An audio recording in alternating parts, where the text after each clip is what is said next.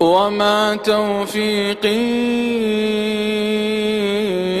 إلا بالله عليه توكلت وإليه أنيب. அடுத்து 11 பாதுகாப்பை உணர்தல். முஸ்லிம் சமூகம் மனிதர்கள் பாதுகாப்பை உணர்தல்.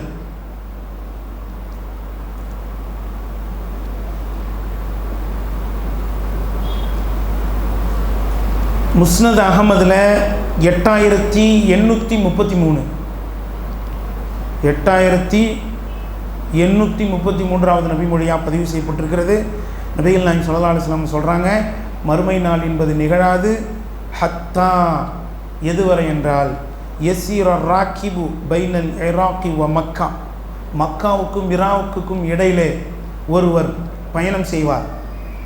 லா யகாஃபு இல்லா தலாலத் தரீக், அவர் எவருக்கும் அஞ்ச மாட்டார், எவருக்கும் அஞ்ச மாட்டார். தனக்கு வழி தவறி போவதை தவிர, வழி மாறி வேற எங்குமோ போயிடுவோமோ என்ற பயத்தை தவிர வேற எந்த பயமும் இருக்காது. தன் உயிர் போயிடுமோங்கிற பயம், உடைமைகள் போயிடுமோங்கிற பயம் அப்படிங்கிறது இருக்காது. முழுமையான பாதுகாப்பு அந்த நேரத்தில் இருக்கும் என்று நபிகள் நாயகம் ஸல்லல்லாஹு அலைஹி வஸல்லம் சொன்னாங்க. இதுவும் அபூபக்கர் ரலியல்லாஹு அன்ஹுடைய ஆட்சி காலத்திலும் உமர் ரலியல்லாஹு அன்ஹுடைய ஆட்சி காலத்திலும் நடந்தது அப்படிங்கிறத என்ன செய்கிறோம், நாம் பார்க்குறோம்.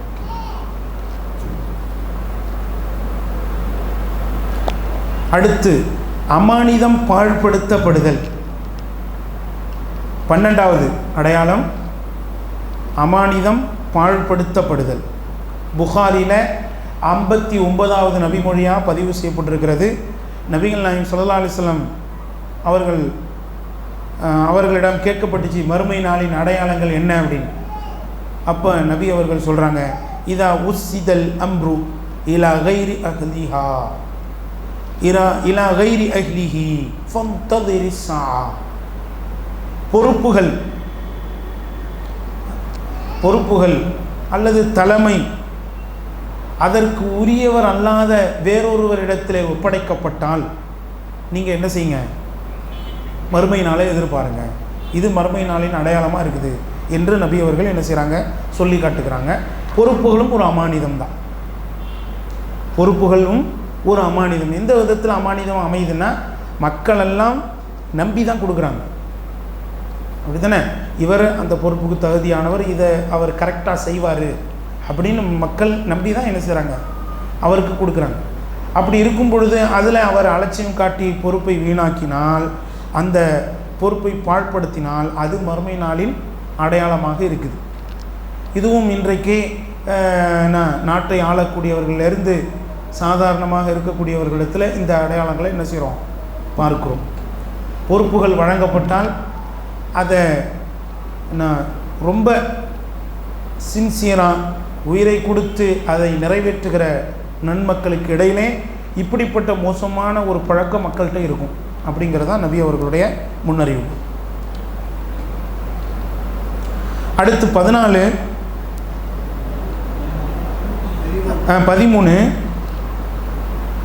ஒரு அடிமை பெண் தன் எஜமானியை பெற்றெடுப்பாள்.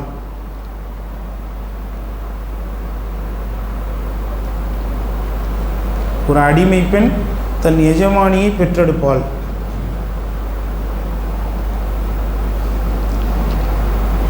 இந்த ஹதீஸில் 2 செய்தி இருக்குது, அதனால் அடுத்த அடையாளத்தையும் பார்த்துருவோம். 14 செருப்பு அணியாத நிர்வாணிகளாக ஆடு மேய்த்து கொண்டிருந்தவர்களெல்லாம் உயரமான கட்டிடங்களை கட்டுவது.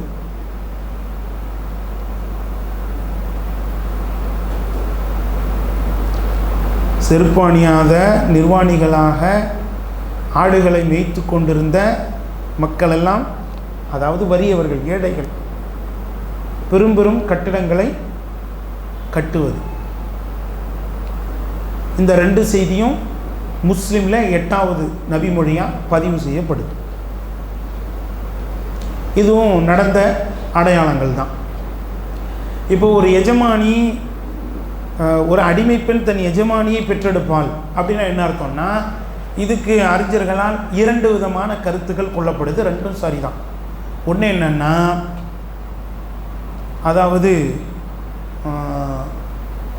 பெண் பிள்ளைகள் இவர்களை தாய்மார்கள் அண்டி வாழக்கூடிய சூழல் வரும். அதாவது ஆண் பிள்ளைகள் தாய்மார்களை பராமரிக்கிற ஒரு சூழல் மக்களிடையே இருக்காது. யார் தான் கவனிப்பான்? பெண் பிள்ளைகள் தான் கவனிப்பாங்க. இப்போ பெண் பிள்ளை எங்கே இருப்பாங்க? பெரும்பாலும் அவங்களுடைய கணவருடைய வீட்டில் தான் இருப்பாங்க. அப்போ கணவருடைய வீட்டில் இருக்கும் பொழுது தாய் அந்த மகளை அண்டி தான் வாழணும். அந்த வீட்டுக்கு எஜமானி யார்? அவங்க தானே. இப்போ அவங்க சொல்கிற மாதிரி தானே எல்லாம் கேட்டுக்கணும். இப்படி ஒரு வழக்கம் என்ன செய்யப்படுது? சொல்லப்படுது. ரெண்டாவது, அடிமை ஒரு சுதந்திரமானவர் ஒரு அடிமையோட என்ன செய்வார்? உறவு வச்சுப்பார்.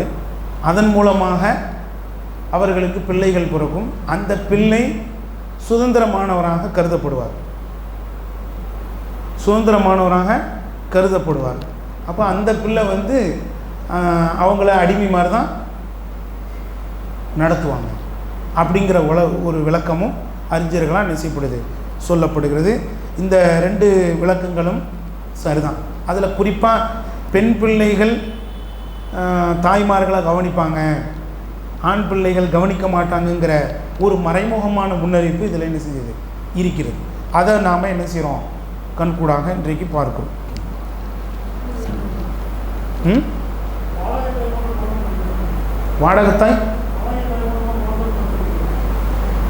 வாடகத்தாயும் அடிமைகள் மூலம் பெற்கிறது ஒன்று தானே. ஆமாம். எத்தனை? அடுத்த நம்பர் என்ன? 15. ஜஹ்ஜாஹ் என்ற மனிதர் தோன்றி மக்களை நிர்வாகம் செய்தல். ஜஹ்ஜாஹ் என்ற மனிதர் தோன்றி மக்களை நிர்வாகம் செய்தல். முஸ்லீமில் 2911 2911 நபிகள் நாயகம் ஸல்லல்லாஹு அலைஹி வஸல்லம் சொல்கிறாங்க, லா தத்ஹபுல் ஐயாம் வல் லயாலி, இரவும் பகலும் போகாது, அழியாது, ஹத்தா எதுவரை என்றால், எம்லிக்க ரஜுலுன் ஒரு மனிதர் மக்களை ஆட்சி செய்யும் வரை, யுகாலு லஹு ஜஹ்ஜா அவருக்கு ஜஹ்ஜா என்று சொல்லப்படும் அப்படின்னு சொன்னாங்க. இந்த அடையாளம் நடக்கலை. இந்த அடையாளம் அப்படி ஒரு மனிதர் யாரும் வரவில்லை. இது நடக்காத அடையாளமாக இருக்குது. அது சொல்லப்படலை. நல்ல ஆட்சியாளரா கெட்ட ஆட்சியாளரா என்பது சொல்லப்படலை. ஆனால் இந்த பேர் மட்டும் என்ன செய்யப்படுது? சொல்லப்படுது. அடுத்து 16, முஸ்லிம்களை அழிக்க பல சமூகம் ஒன்று சேருதல்.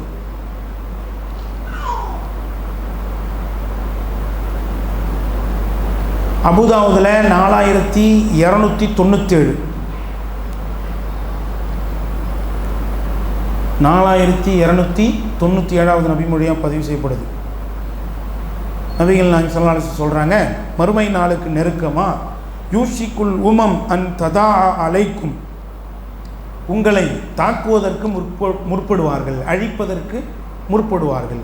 கமா ததா அல் அக்லத்து இலா கஸ்அத்திஹா, பசித்தவன் உணவு தட்டை நோக்கி எப்படி பாய்வானோ அதுபோன்று உங்களை தாக்குவதற்கு பல சமூகம் என்ன செய்யும்? ஒன்று சேரும் அப்படின்னு நபி அவர்கள் சொல்கிறாங்க. இதுவும் இன்றைக்கு நடைபெற்று கொண்டிருப்பதை நாம் பார்க்கிறோம். பல சமூக மக்களால் நாம் நெருக்கடிக்கு உள்ளாக்கப்படுகிறோம், நசுக்கப்படுகிறோம், கொலை செய்யப்படுகிறோம், அநீதம் இழைக்கப்படுகிறோம், துரோகம் இழைக்கப்படுகிறோம். எல்லாமே நமக்கு எதிராக இன்றைக்கு நடந்து கொண்டிருப்பதை பார்க்கிறோம். 17, மார்க்கப்படி வாழ்வது சிரமமாகி விடுதல்.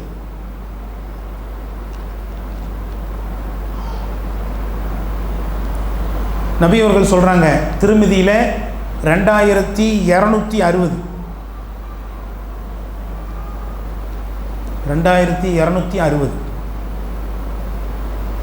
யக்தி அலன்னாசி ஜமான் மக்களிடையே ஒரு காலம் வரும், அஸ்ஸாபிரு ஃபீஹிம் அலா தீனிஹி கல் காபிதி அலல் ஜம்ர். அந்த நேரத்தில் மார்க்கத்தில் ஒருவர் பொறுமையாக இருப்பது கையிலே நெருப்பு சட்டியை அவர் ஏந்துவதை போன்றதை மாதிரி இருக்கும். நெருப்பு சட்டியை கையில் வச்சுக்கிற மாதிரி இருக்கும். அந்த அளவுக்கு மார்க்கத்தின்படி வாழ்வது சிரமமாகிவிடும் அப்படின்னு நபி அவர்கள் என்ன செய்கிறாங்க, சொல்லி காட்டுறாங்க. 18 மரணத்தை பிரியப்படும் காலம் உருவாகுதல்.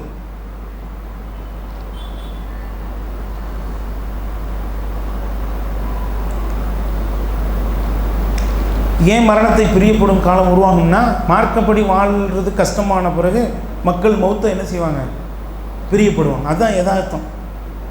இருந்து இந்த சோதனைகளில் நாம் சிக்கிக்கொள்வதை விட மரணிப்பதே மேல் என்று என்ன செய்வாங்க, ஆசைப்படுவாங்க.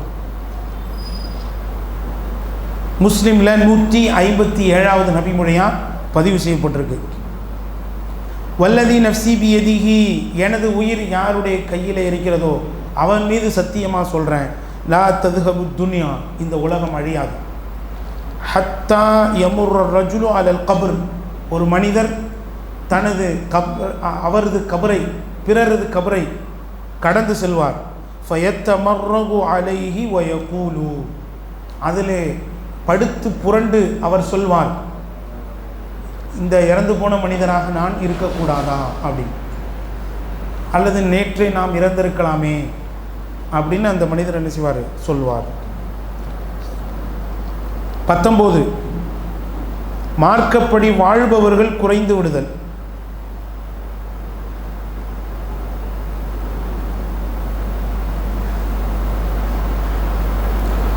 முஸ்லிம்ல 146.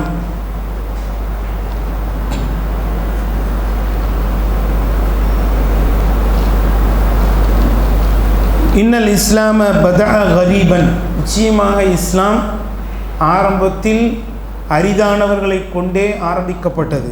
வஸயஊது கரீபன் கமா பதா, அது ஆரம்பிக்கப்பட்டதை போன்று மறுபடியும் அது என்ன செஞ்சிடும், அரிதாகவே போய்விடும் என்று நபி அவர்கள் என்ன செய்கிறாங்க, சொல்லி காட்டுறாங்க.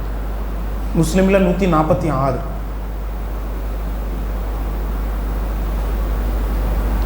அடுத்து 20 பூமி தனது பொக்கிஷங்களை வெளிப்படுத்துதல்.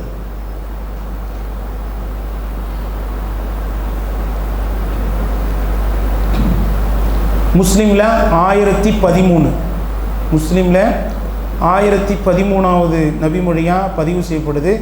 தகீவுல் அர்து அஃப்லாத கபிதிஹா அம்சாலல் உஸ்துவானி மின ذஹபி வல் ஃபித்தா, எந்த பொக்கிஷங்களை பூமி வெளியாக்கும் அப்படிங்கிறத வரைக்கும் நபி அவர்கள் சொல்லி காட்டுறாங்க. அதாவது பெரும் பெரும் மலைகளை போன்று இந்த பூமி தனக்குள்ளதை என்ன செய்யும், வெளியாக்கும்.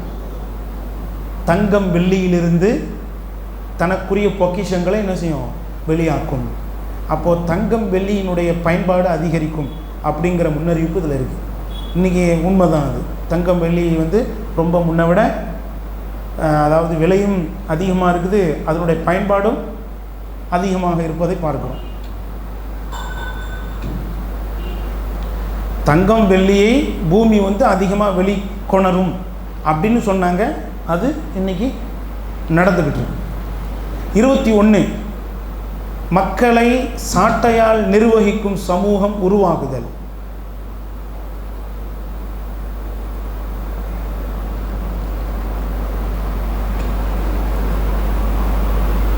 மக்களை சாட்டையால் நிர்வகிக்கும் சமூகம் உருவாகுதல். இன்னொன்றும் போட்டிருங்க அடையாளம், ஏன்னா 2 அடையாளமும் சேர்ந்து ஒரே ஹதீஸில் வருது. 22 ஆடை அணிந்தும் நிர்வாணிகளாக இருக்கும் பெண்கள் தோன்றுவது.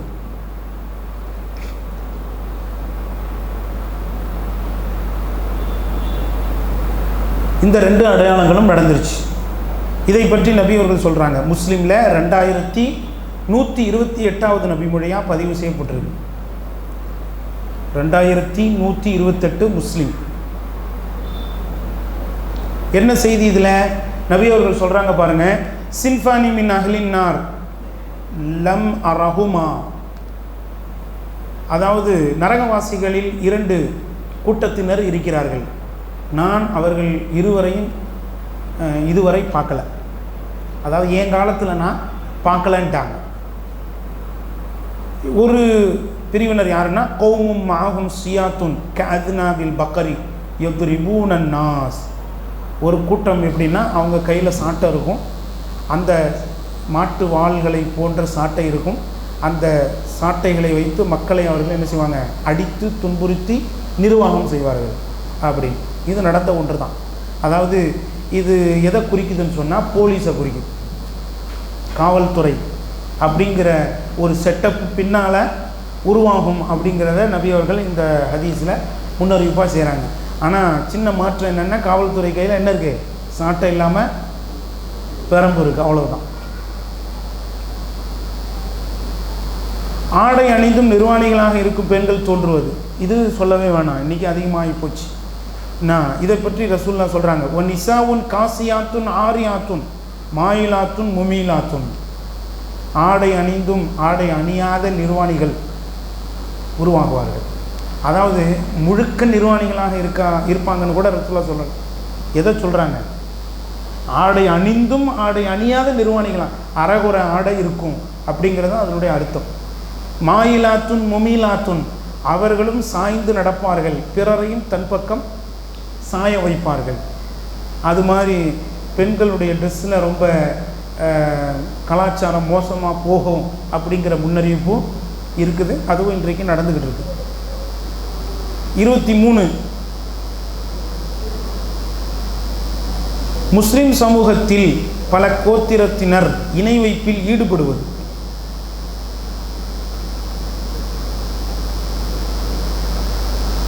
அதே மாதிரி இன்னொரு அடையாளம் 24 முஸ்லிம் சமூகத்தில் பல கோத்திரத்தினர் சிலை வணக்கம் புரிதல். இது ரெண்டும் ஒரு நபி மொழியில் இருக்கு.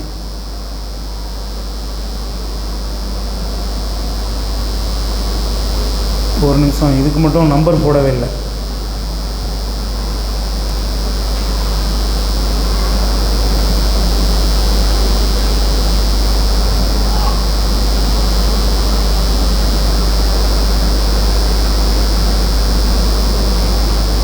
முஸ்லீம் சமூகத்தினர் இணை வைப்பில் ஈடுபடுவது. அபுதாவுதில் 2219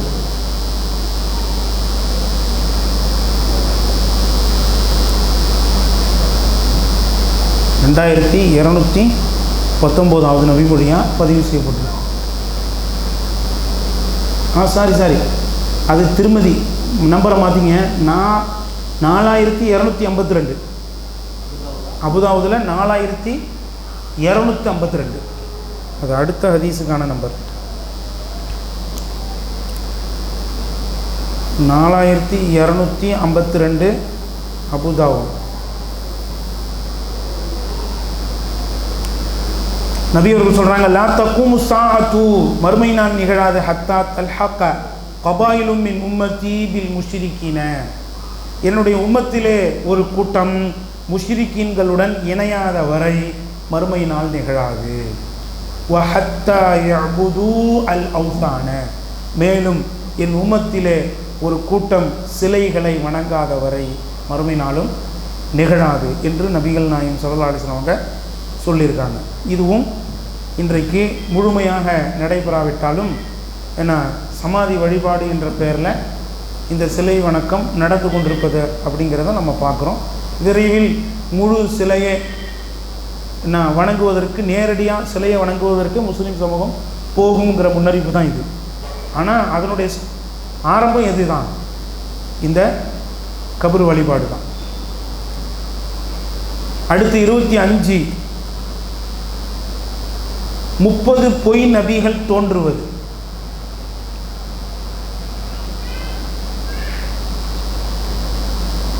திருமிதியில் 2219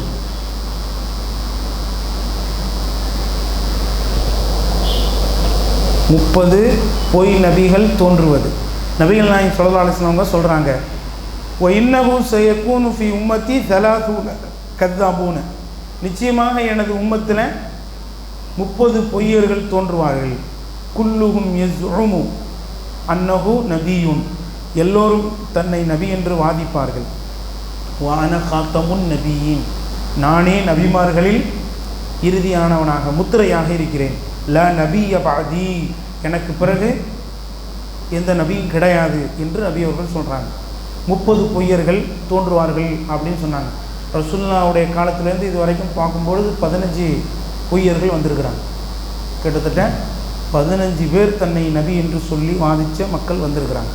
அதில் ஆரம்பமாக பார்க்கணும்னா அஸ்வத் அல் அன்சி, முக்தார் இப்னு அஹ்மத், அதே மாதிரி மிர்சா குலாம் அஹ்மத் காதியானி அப்படின்னு சொல்லி ஒரு 4-5 பேர் என்ன செய்யலாம், லிஸ்ட் அவுட் பண்ணலாம்.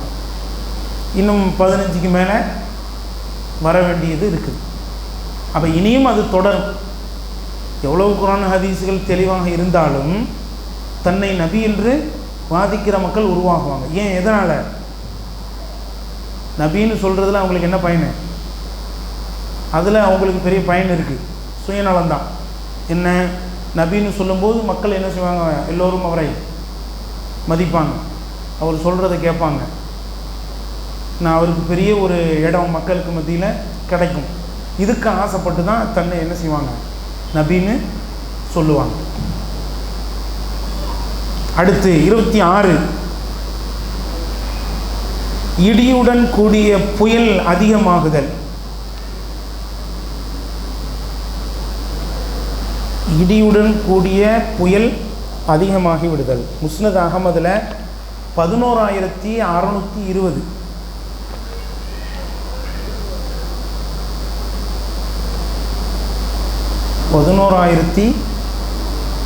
11620 முஸ்னத் அகமதில் நபிகள் நாயகம் ஸல்லல்லாஹு அலைஹி வஸல்லம் சொல்கிறாங்க பாருங்கள், தக்ஸுரு ஸவாயிக், இடிகள் அதிகமாகிவிடும்.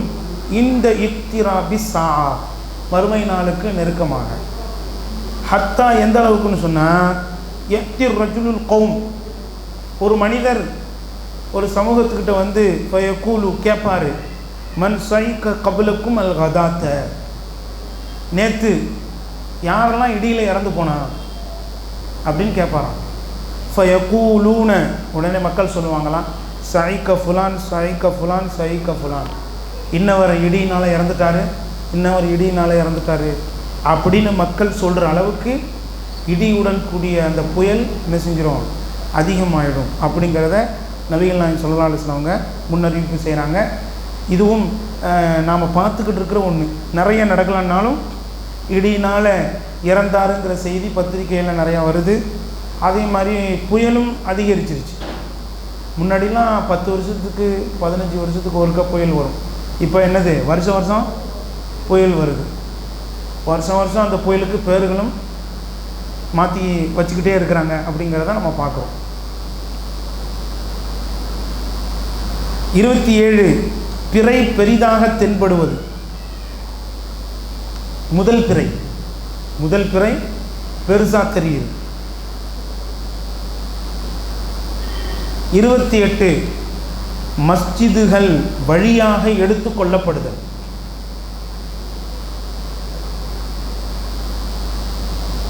29, வழியாக, பாதையாக, வழியாக எடுத்து கொள்ளப்படுதல். 29, திடீர் மரணங்கள் ஏற்படுதல். இந்த 3 அடையாளமும் ஒரு ஹதீஸில் சொல்லப்படுது. முஅஜ்ஜமு தபரானி என்ற ஹதீஸ் நூலில் 9376வது நபிமொழியாக பதிவு செய்யப்படுது. 9376 தபரானி, முஅஜ்ஜமு தபரானி 9376வது நபிமொழியாக பதிவு செய்யப்படுது. நபி அவர்கள் சொல்கிறாங்க, மின் இக்திராபி ஸாஆ, மறுமை நாளின் நெருக்கத்தில், ஐயுரல் ஹிலாலு குபுலா, பிறை வந்து ரொம்ப பெரிதாக தென்படுவது. ஃபயுகாலு லில் லைலத்தைன், அப்போ மக்களால் சொல்லப்படும், இது 2வது நாளுக்குரிய பிறை, இது 3வது நாளுக்குரிய பிறை, இது முதல் பிறை இல்லை அப்படின்னு சொல்லப்படுமா. அந்த அளவுக்கு பிறை ரொம்ப பெருசாக தெரியும் அப்படிங்கிறத நபிகள் நாயகம் ஸல்லல்லாஹு அலைஹி வஸல்லம் அவர்கள் இந்த அடையாளத்தில் சொல்லி காட்டுறாங்க. வான் துத்தகதல் மசாஜிது துர்கா, மஸ்ஜிதுகள் பாதையாக எடுத்துக்கொள்ளப்படும். அதில் மக்கள் என்ன செய்ய மாட்டாங்க, தொழ மாட்டாங்க. மஸ்ஜித் வழியாக கடந்து போனாலும் ஆனால் அந்த பக்கமாக போனாலும் பள்ளிவாசலுக்கு என்ன செய்ய மாட்டாங்க, வரமாட்டாங்க, தொழ மாட்டாங்க. தொழாத ஒரு சூழல் வரும். ஆனால் பள்ளியை கடந்து போனாலும் அப்படிங்கிற ஒரு முன்னறிவிப்பு. அதே மாதிரி மௌத்துல் ஃபுஜா, திடீர் மரணங்கள் அதிகமாக என்ன செய்யும், ஏற்படும் அப்படிங்கிறத நபி அவர்கள் சொல்கிறாங்க. இதில் எல்லாமே பெருசாக இல்லைன்னாலும் அப்பப்போ இந்த அடையாளங்களை கொஞ்சமாவது நம்ம என்ன செய்கிறோம், நம்ம வாழ்க்கையில் பார்க்குறோம். அதில் குறிப்பாக இந்த மஸ்ஜிதை கடந்து போனாலும் அவங்க தொழ மாட்டாங்க அப்படிங்கிறது இன்றைக்கி நிறைய இருக்குது. அடுத்து 30,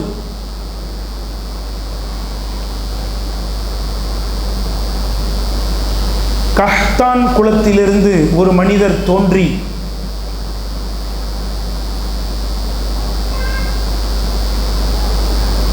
கஹ்தான் குளத்திலிருந்து ஒரு மனிதர் தோன்றி மக்களை கோலால் நிர்வகித்தல். கோலால்னா கைத்தடியான், நிர்வகித்தல்.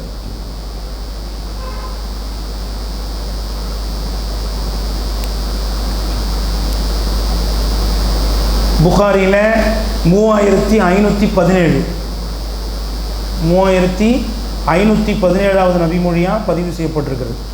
லா தக்கூமு ஸாஅத்து, மறுமை நாள் நிகழாது, ஹத்தா யஹ்ருஜ ரஜுலும் மின் கஹ்தான், கஹ்தான் குளத்திலிருந்து ஒரு மனிதர் தோன்றும் வரை, யஸூகுன் நாஸ பி அஸாஹு, அவர் மக்களை கைத்தடிகளால் என்ன செய்வார், ஆட்சி செய்வார், வழி நடத்துவார் அப்படின்னு நபிகள் நாயகம் ஸல்லல்லாஹு அலைஹி வஸல்லம் சொல்கிறாங்க.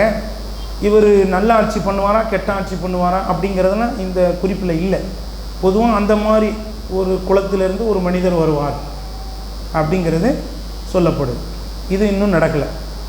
அந்த மாதிரி கஹ்தான் குளத்திலிருந்து வந்து ஆட்சி செய்கிற அளவுக்கு எந்த மனிதரையும் இதுவரை நாம் வரலாற்றில் பார்க்கல, நடக்காத ஒன்று தான். அடுத்து துருக் இனத்தை சார்ந்தவர்களுடன் போர் புரிதல்.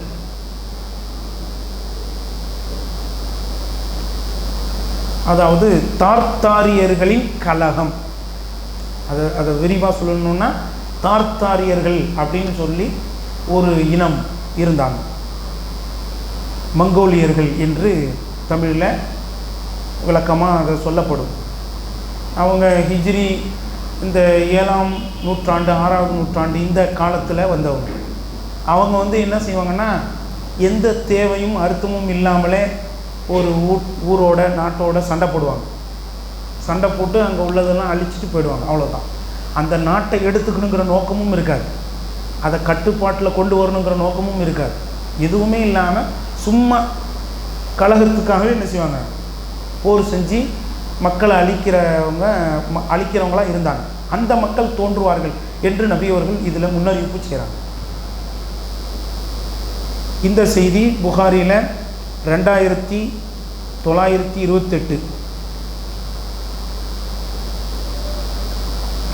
2928வது நபி மொழியாக புகாரியில் பதிவு செய்யப்பட்டிருக்கிறது. நபி அவர்கள் சொல்கிறாங்க, அடையாளத்தோடு சொல்கிறாங்க, லா தக்குமு சா, மறுமை நாள் என்பது நிகழாது, ஹத்தா துக்காத்திலு அத்துர்க்க, துர்க் இனத்தை சார்ந்தவர்களோடு நீங்கள் போர் புரியாதவரை. துருக்கியர்கள்னு நீங்கள் விளங்கிடக்கூடாது. இன்றைக்கு உள்ள துருக்கியில் வசிக்கிற துருக்கி மக்களோட உள்ள சண்டை இல்லை. ஏன்னா இப்போ துருக்கு எப்படி இருக்குது, துருக்கி முஸ்லீம் நாடாக இருக்குது. அதாவது முஸ்லீம்கள் நிறைய வாழ்ந்துக்கிட்டு இருக்கிற ஒரு பகுதியாக இருக்குது. அவங்களோட உள்ள சண்டை இல்லை. இது துருக்குங்கிறது ஒரு தனி இனம். அவர்களுடைய பண்புகளை பற்றி ரசூலுல்லாஹ் சொல்லும்போது, சிகாரல் அயூனி, அதாவது சிறிய கண்களை உடைய, ஹும்ரல் உஜூஹி, சிவந்த முகங்களை உடைய, துல்ஃபல் உனூஃபி, சப்பை மூக்குகளை உடைய, கஅன்ன உஜூஹஹும் அல் மஜானுல் முத்தர்ரகா, அதே மாதிரி அவர்களுடைய முகம் தோளால் மூடப்பட்ட கேடயங்களை மாதிரி ரவுண்டாக இருக்கும். இந்த மாதிரி இனத்தோட நீங்கள் போர் செய்வீங்க. அது போர் செய்யாத வரை உங்களுக்கு மறுமை நாள் நிகழாதுன்னு சொன்னாங்க. இது வந்து இன்றைக்கி நடந்து முடிஞ்ச ஒரு அடையாளமாகத்தான் அறிஞர்கள் பார்க்குறாங்க. இமாம் இப்னு தைமியா ரஹிமஹுல்லா அவர்களுடைய காலத்தில் இந்த போர்கள் நிறையா நடந்திருக்கு. அவங்களும் அந்த போரில் கலந்துருக்கிறாங்க. இந்த தார்த்தாரியர்களுடைய போர்கள், கலகங்கள் இதில் கலந்து அவர்களுக்கு எதிராக சண்டையிட்ட மக்களில் யாரும் ஒருத்தர் இமாம் இப்னு தைமியா ரஹிமஹுல்லா அவர்களும் ஒருத்தர். அவங்க கௌமுன் நிஆலுஹும் அஷ்ஷஅர், அவர்களுடைய செருப்பு வந்து முடியால் இருக்கும் அப்படின்னு சொல்கிறாங்க. ஏன் முடியால் இருக்கும்னா அவங்க வந்து இப்போ அந்த பனி பிரதேசங்களில் இருப்பாங்க. அதனால் அவர்களுடைய ஆடைகள் முடியாக இருக்கும் அல்லது முடியினால் நிரப்பப்பட்ட தோள்களால் இருக்குங்கிற ஒரு அடையாளத்தை நபி அவர்கள் சேர்த்து சொல்கிறாங்க. இது யாரை குறிக்குது அப்படிங்கிறத பற்றி வரலாற்று ஆசிரியர்கள் சொல்லும் பொழுது, குறிப்பாக இமாம் இப்னு ஹஜர் அஸ்கலானி ரஹிமஹுல்லா அவர்களும் விளக்கம் தரும் பொழுது, இது வந்து அதாவது ரஷ்ய நாடுகளில் பாதியையும் அதே மாதிரி சைனா நாடுகளில் பாதியையும் என்ன செய்யும் குறிக்கும். அந்த பகுதி தான் பனிகள் நிறைந்த பகுதிகளாக இருக்குது. அங்கே உள்ள மக்களோட சண்டை நடக்கும். நாங்கள் இப்போ அந்த உள்ள மக்களை தான் குறிக்குது அப்படிங்கிறது வரைக்கும் என்ன செய்கிறாங்க வரலாற்று ஆசிரியர்கள் அடையாளப்படுத்துகிறாங்க. அடுத்து 32 யூதர்களுடன் சண்டை மூளுதல்.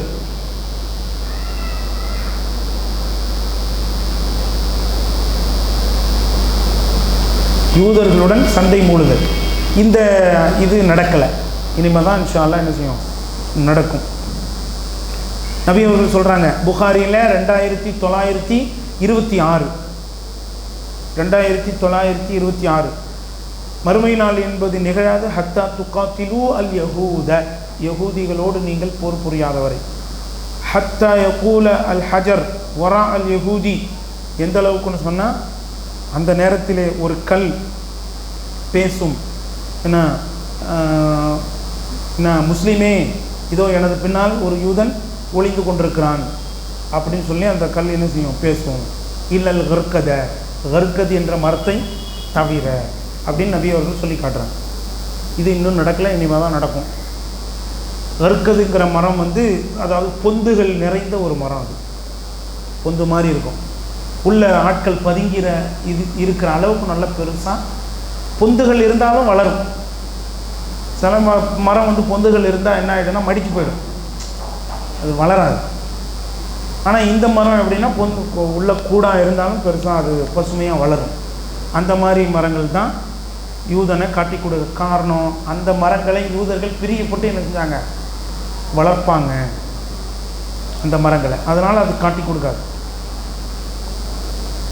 இந்த சண்டை வந்து கடைசியாக தான் நடக்கும். இன்னும் சொல்லப்போனால் இன்றைக்கி வந்து யூதர்கள் ஒரு இடத்துல ஒன்று சேருவதற்கு முயற்சி பண்ணுறாங்க. அதுதான் இந்த இடம் பலஸ்தீன். இந்த பலஸ்தீன் இருக்கா இல்லையா, இது முழுமையாக அவங்களுடைய கையில் போகும். இந்த பலஸ்தீனுக்காக நடைபெற்ற இந்த சண்டை எத்தனை வருஷமாக நடக்குது? கிட்டத்தட்ட 70 ஆண்டுகளுக்கு மேலாக நடக்குது. இன்னும் முடிவுக்கு வரலை.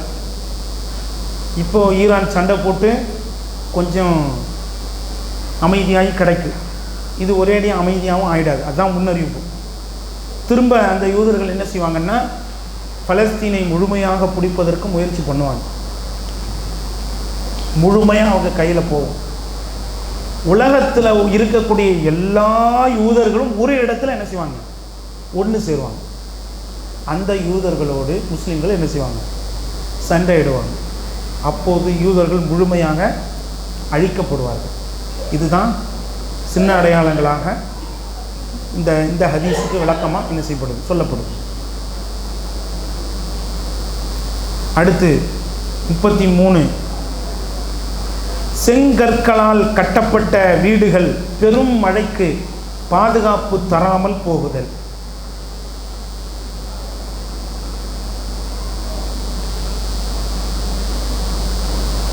அப்படின்னு என்ன அர்த்தம்? வெள்ளம் நிறைய வரும்னு அர்த்தம். வெள்ளப்பெருக்கு அதிகமாக அடிக்கடி என்ன செய்யும் ஏற்படும்.